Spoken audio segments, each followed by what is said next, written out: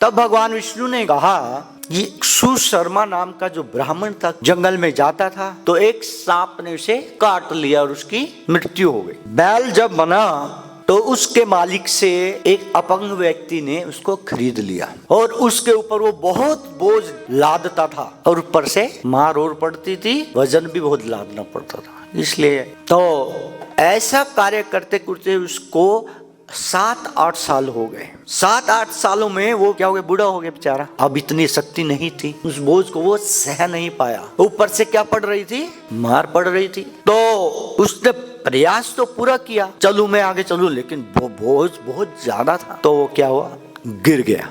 गिरते ही बेहोश हो गया और बेहोश होते ही हाँफ रहा है बहुत जोर जोर से। लोग आकर देखने लगे क्या हो रहा है। चारों तरफ लोग इकट्ठे हो गए। हम भी कई बार क्या होता है, कुछ सड़क पे कुछ हो जाए तो क्या हो जाते हैं, देखेंगे भाई क्या हो रहा है, ये क्या हो रहा है, इकट्ठे हो जाते हैं।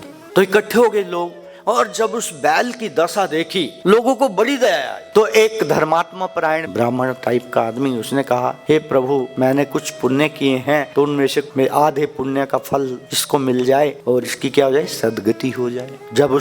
जब ये बोला तो सारे लोगों ने अपने अपने पुण्य दे करके उसकी सदगति के लिए क्या की, प्रार्थना। सब अपना अपना पुण्य बैल को दे रहे थे, कुछ नहीं हुआ। तो वहां से एक वैश्य गुजर रही थी, उसने देखा कि भीड़ लगी है और भीड़ के अंदर जाकर के देखा कि बैल जो हाँफ रहा है, बहुत बुरी हालत है उसकी, आंखें पथरा रही हैं। उसको देखकर उसको भी दया आई। और जब उसने देखा लोग अपने अपने क्या दे रहे हैं, पुण्य दे रहे हैं, तो उसने कहा, मैं तो वैश्य, मैंने तो आज तक कोई पुण्य कार्य किया ही नहीं, सारे पाप कर्म ही किए हैं। लेकिन फिर भी दयावश उसने क्या कहा, हे प्रभु, मैं जानती हूँ मैं वैसे हूँ, पापी नहीं हूँ, लेकिन यदि जीवन में मुझसे कुछ पुण्य हुआ हो तो इस बैल को क्या मिल जाए, सदगति मिल जाए। उस वैश्य ने जैसे ही ये कहा तुरंत तो बैल क्या हो गया, मर गया।